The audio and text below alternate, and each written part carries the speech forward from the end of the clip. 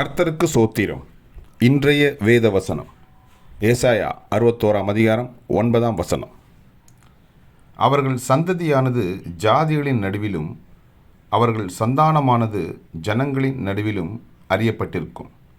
அவர்களை பார்க்கிற யாவரும் அவர்கள் கர்த்தரால் ஆசீர்வாதம் பெற்ற சந்ததி என்று அறிந்து கொள்வார்கள். ஆமென். ஏசாயா 61:9.